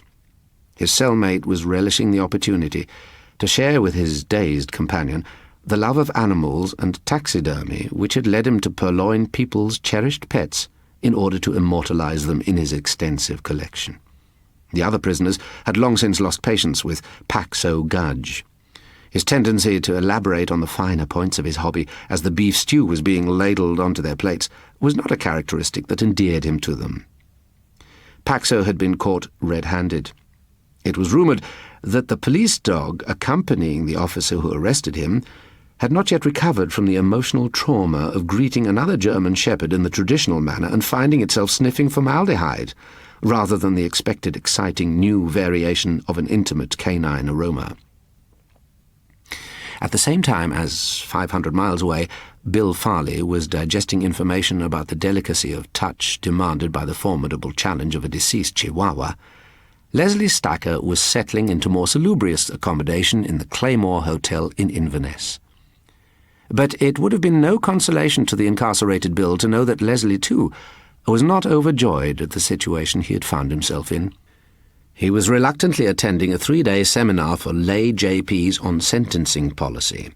He'd noticed with considerable chagrin that one of the speakers was to address them on the role played by inappropriate custodial sentencing in the creation of a recidivist criminal subclass. He'd allowed himself the luxury of a rare half-smile when it had occurred to him that he would prefer to deliver a lecture himself on the incidence of pickpockets reoffending after amputation of the hand. Leslie was proud of his sense of humour. "Just my little joke," was one of his favourite sayings. But he had arrived in Inverness to find that the convention hotel had been overbooked, and he'd have to be accommodated elsewhere. His displeasure was intensified when, on arrival at the other hotel, he discovered it to be a modern, impersonal, multi-story monster which was hosting a fantasy science fiction convention during the period that he would be there. The foyer was seething with semi-clad girls in greasy makeup and enthusiastic young men in ill-fitting Star Trek uniforms. Not that Leslie knew the source of the inspiration for the costumes. He didn't believe that television had contributed anything useful to society that couldn't have been achieved by healthy exercise and regular visits to the public lending library. Leslie negotiated the corridors teeming with alien life, all desperate to be seen and admired by their peers, and therefore constantly moving with pretended purpose around the hotel. He closed the door on room 7143 with a sigh of relief. His suitcase was due to follow him from his original convention hotel, along with those of the other handful of delegates who had been obliged to transfer to the Claymore.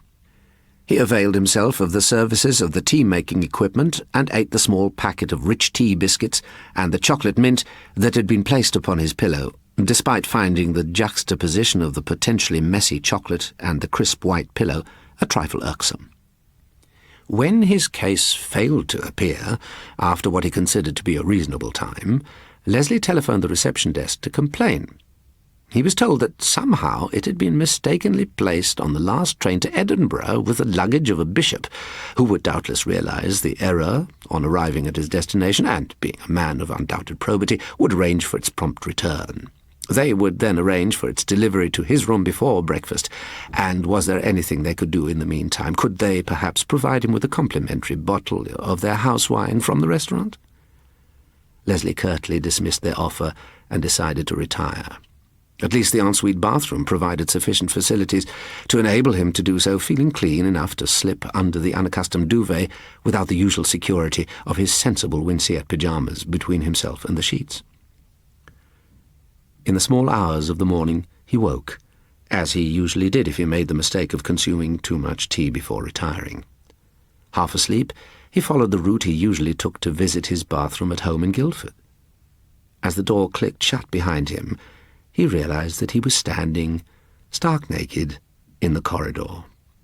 He quickly turned and tried to open the door again, despite knowing with a sickening certainty that without that ridiculous piece of plastic he'd been given on checking in, he was not going to be able to get back into his room. He was right. Thoughts whirled through the fog of his rapidly clearing brain. How was he to regain access to his room without the embarrassment of being seen stark naked by whichever hotel employee came to let him in? How was he to summon assistance anyway? He could hardly take the lift down to reception. And if he knocked on another guest's door, how would they react to the sight of an unclad man with his bony hands clasped over his genitals? They wouldn't even wait to hear his explanation. How could he get to a telephone without being seen? Before he could begin to come to grips with the full impossible horror of his position, the sound of excited voices approaching the junction at the top of the corridor drove him to scurry inelegantly towards a door marked Emergency Stairs. He made a truly bizarre sight. He was a tall man, and his slenderness accentuated his height. The neat white goatee beard which he sported lent him an even more ridiculous air. He looked like nothing less than a demented great goblin from a Hans Christian Andersen story as he skittered along the corridor with a jerky stooping gait. He had to escape before he was spotted, and wanted to protect his modesty and what remained of his dignity. He gained the sanctuary of the concrete stairwell just in time to avoid being seen by a 5'2" Darth Vader and his girlfriend Morgan Le Fay. The incongruousness of the appearance of these two characters didn't trouble their impersonators, an unemployed electrician and a care assistant from Leicester. An uncharitable outsider might feel tempted to observe that the real Morgan Le Fay would probably not have gained such a prodigious reputation as an irresistible enchantress had she been quite as massive as her 20th century impersonator, and furthermore would probably have been less inclined to allow cleavage to dominate all her other undoubted qualities quite so comprehensively. These uncharitable thoughts didn't, however, occupy Leslie. He had more important things to think about. He had to find a telephone. He descended to the next floor and cautiously opened the door into an identical corridor to that on the 7th floor he had just left. Similarly, the 6th and 5th floors offered no solace, as a rising panic began to make his heart hammer uncomfortably in his throat. He was getting further and further away from his room, which he now saw as the only point of safety in a frightening and dangerous world. He realized that the likeliest spot to find a telephone, without the risk of being seen before he could summon assistance, was the basement. As he passed the door to each floor on the way down, he was constantly made aware that there were still many residents roaming the corridors. Distant laughter and bursts of artificial laser fire mingled with electronically distorted voices to remind Leslie that he was in imminent danger of the most unwelcome experience in what he, at least, regarded as his hitherto entirely blameless life. After several heart-stoppingly close calls, He reached the deserted hinterland of the service areas of the basement and saw a sight comparable in his predicament to an oasis to a parched traveller in a desert. A glorious Bakelite telephone attached to the wall beside a row of aluminium trolleys bearing stacks of clean crockery. As he grasped the handset with relief, a pair of doors burst open, and two alien monsters came through, firing bursts of staccato electronic fire back into the room they had left, to the accompaniment of cheers of encouragement from those within. Before the revellers could turn and behold the unlikely sight of the crouching, naked, and horrified Justice of the Peace, churchwarden, and founder member of the Guildford Guardians of Decency, Leslie had ducked into an open doorway. He found himself in a storeroom, which was the temporary repository of assorted artifacts, weapons, and other items belonging to the convention organisers, including a Cyberman costume and a Dalek.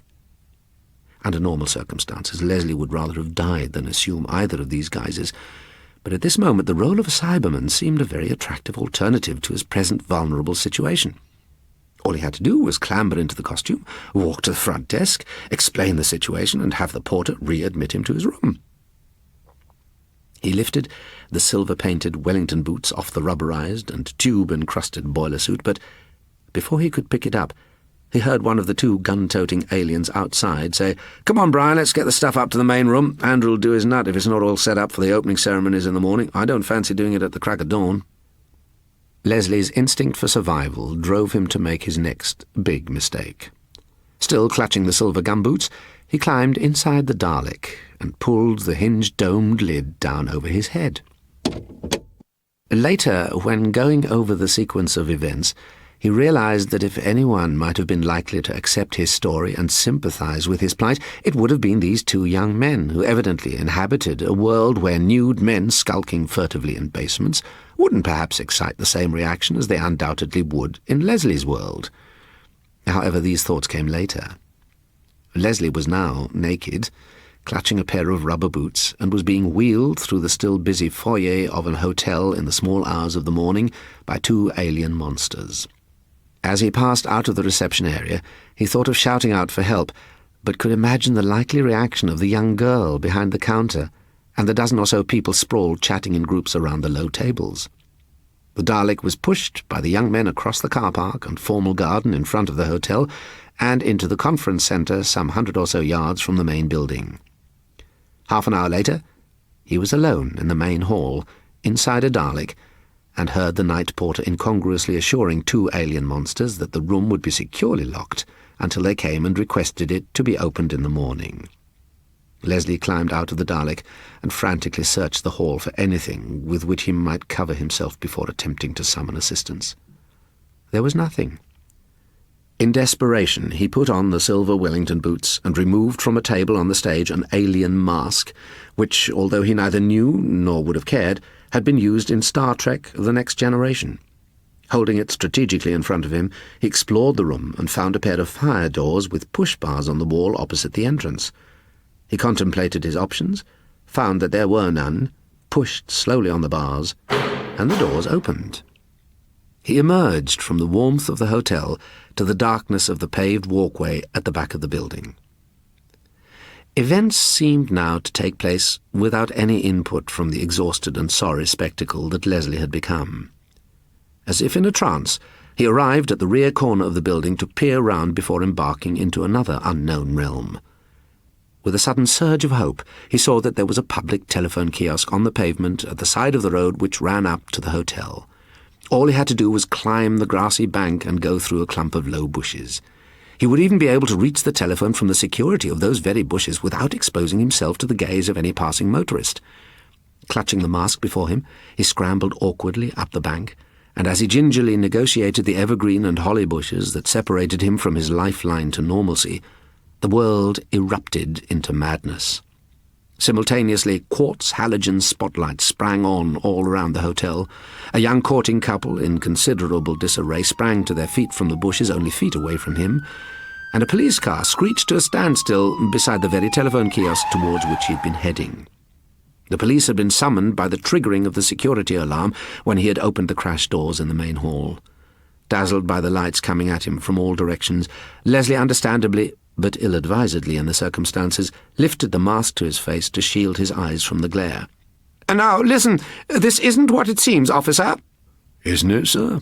Well, then, there's a novelty," replied one of the policemen as he covered Leslie in a most welcome blanket. "You don't understand, man. I am a magistrate, for heaven's sake." "Were you, sir?" came the chilling reply. The following day, Leslie appeared in court, and, as if through a fog and a very long way off, heard the lady magistrate begin, "I am constantly amazed at the brazen effrontery of criminals who appear before this bench.